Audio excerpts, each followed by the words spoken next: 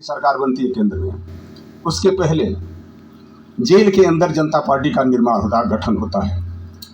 जब वो चुनाव के मैदान में आते हैं तो कहते हैं कि हम काका कालेलकर पिछड़ा वर्ग आयोग की सिफारिश को लागू करेंगे।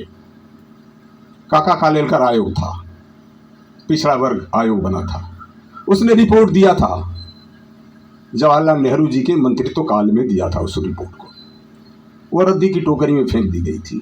तो जनता पार्टी ने फिर से उसको गड़े मुर्दे को उखाड़ने की कोशिश किया कि हम उस रिपोर्ट को लागू करेंगे। लेकिन जब सरकार बनी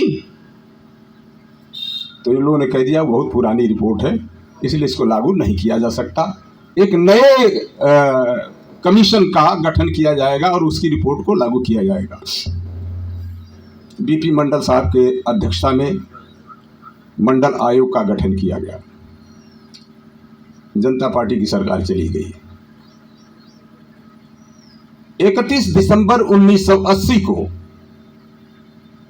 बीपी मंडल साहब ने तत्कालीन राष्ट्रपति ज्ञानी जैल सिंह को अपनी रिपोर्ट सौंप दिया राष्ट्रपति जी को। किसी को पता नहीं था कि पिछड़ा वर्ग आयोग की रिपोर्ट आ चुकी है, किसी को मालूम नहीं था। सरकार को पता था, सरकार उसको दबाए रही। इंदिरा गांधी जी दोबारा सत्ता में आ चुकी थी। कुछ इसी तरह के सवालों पर चंद्रजीत यादव से इंदिरा गांधी का मनमुटाव हुआ और सीधा संघर्ष हो गया और उन्होंने इंदिरा गांधी का साथ छोड़ दिया। जब 31 दिसंबर 1980 को मंडल साहब ने अपनी रिपोर्ट सौंपा तो उसे जनवरी 81 में राष्ट्रपति ने चंद्रजीत यादव को 2 वॉल्यूम में थी और दोनों वॉल्यूम सौंप दिया देखने के लिए। क्योंकि राष्ट्रपति जी किसी ज़माने में इन्हीं के द्वारा नामित किए प्रस्तावित हुए थे और इनके शिष्य भी थे, इसलिए इन्हीं को पहले दिया उन्होंने। जनवरी 1981 में पहला आंदोलन पूरे देश के अंदर छिड़ता है, पार्लियामेंट से लेकर पार्लियामेंट के बाहर तक, कि मंडल कमीशन की सिफारिशों को लागू किया जाना चाहिए। 41 सिफारिशें हैं उसमें, अगर मैं गलती नहीं कर रहा हूं तो जहां तक मुझे याद है 41 सिफारिशें हैं। उसमें एक सिफारिश थी 27.5% अन्य पिछड़ा वर्ग के लिए आरक्षण दिया जाना चाहिए। मंडल साहब ने यह भी लिखा है कि मैंने जो सर्वे किया है उसमें 52.5% पिछड़े वर्ग की आबादी है और मैं चाहता हूं कि 52.5% आरक्षण की पिछड़े वर्ग के लिए आरक्षण की सिफारिश कर दूं। लेकिन सुप्रीम कोर्ट के एक फैसले से मैं बाधित हूं। सुप्रीम कोर्ट ने यह फैसला दिया था कि किसी भी दशा में पूरे देश में 50% से अधिक आरक्षण नहीं होना चाहिए और अनुसूचित जाति का आरक्षण और 52.5% आरक्षण जोड़ने के बाद 50% से बहुत आगे बढ़ जाता है। इसलिए जोड़ घटाना लगाने के बाद 27.5% की उन्होंने संस्तुति किया और 50% के आसपास आरक्षण हो जाता है 27.5% की। लेकिन यह 27.5% आरक्षण भी नहीं लागू हुआ, यह आंदोलन चलता रहा।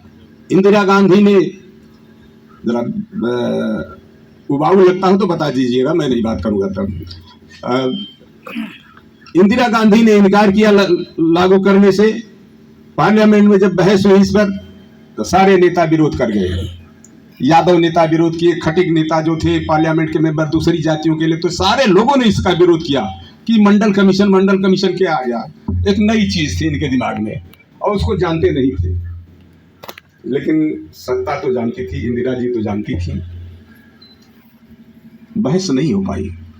रामविलास पासवान भी बहुत विरोध में खड़े हुए थे। अंबेडकर नगर से सोनकर साहब थे, ये लोग भी विरोध में खड़े हुए थे। पिछड़ी जाति और अनुसूचित जाति के जितने भी पार्लियामेंट के मेंबर थे, इंदिरा गांधी ने कांग्रेसियों को आगे कर दिया विरोध करने के लिए चंद्रजीत यादव का कि इनके भाषण को मत होने दो। अंत में जब यह स्थिति आई कि इन्होंने कह दिया कि अब पार्लियामेंट 1 मिनट चल नहीं सकती है, मैं कानून कागज चलवाना चाहता हूं, तब स्पीकर को कहना पड़ा कि अब कोई इस बीच में व्यवधान नहीं डालेगा, पूरी स्पीच इनकी होनी चाहिए। 3 दिन लगातार स्पीच हुई। 3 दिन के बाद पूरी पार्लियामेंट एक राय हो गई। जो लोग विरोध कर रहे थे, अनुसूचित जाति के लोग, माइनॉरिटीज के लोग, पिछड़ी जाति के लोग, सब लोगों ने जाके माफी मांगा कि हम इसको जान नहीं पाए थे, हम आपके साथ हैं। और पूरी पार्लियामेंट एक राय हो गई कि नहीं लागू कर दिया जाना चाहिए, लेकिन बड़ा लंबा इतिहास है। कौन मुख्यमंत्रियों के पास भेजा गया, मुख्य सचिवों के पास भेजा गया, एक जगन्नाथ मिश्रा को छोड़ के पूरे देश के सारे मुख्यमंत्रियों ने लिख दिया, IAS अफसरों ने लिख दिया कि ये संवैधानिक मामला है, इसको लागू कर दिया जाना चाहिए। नहीं लागू हुआ। राजीव गांधी के समय में संघर्ष चला, नहीं लागू हुआ। BP सिंह साहब के समय में जब वो प्रधानमंत्री बने, आंदोलन चलता रहा, और किन परिस्थितियों में मैं उसमें नहीं जाना चाहता, BP सिंह ने 27.5% आरक्षण की घोषणा कर दिया।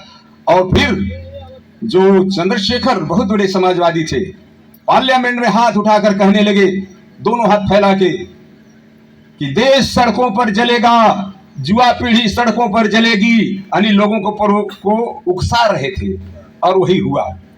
लोग सड़कों पर आ गए विरोध करने के लिए। तब आरक्षण समर्थक आजमगढ़ में कम से कम मेरे नेतृत्व में चप्पे चप्पे पर उनका विरोध किया गया, और यही नहीं, पूरी ताकत के साथ हमने मुठभेड़ किया। पूरे देश में 27.5% आरक्षण लागू किया गया। ये एक लंबा इतिहास है। ये क्या है? उन्होंने कहा, एक अंतरराष्ट्रीय स्तर पर जो सामाजिक न्याय की अवधारणा स्थापित करने की बात हुई, उसमें क्या था? ये चंद्रजीत यादव ने किया। अंतरराष्ट्रीय स्तर पर एक राष्ट्रीय सामाजिक न्याय की नई अवधारणा का सवाल खड़ा हुआ। उसमें यह था कि हम सामाजिक और शैक्षणिक रूप से पिछड़े हुए सभी जो हिंदुस्तान की जातियां हैं, वर्ग हैं, इन सारे लोगों को उनकी संख्या के अनुपात में नौकरियों में और पार्लियामेंट में, असेंबली में प्रतिनिधित्व दिया जाना चाहिए। एक बात।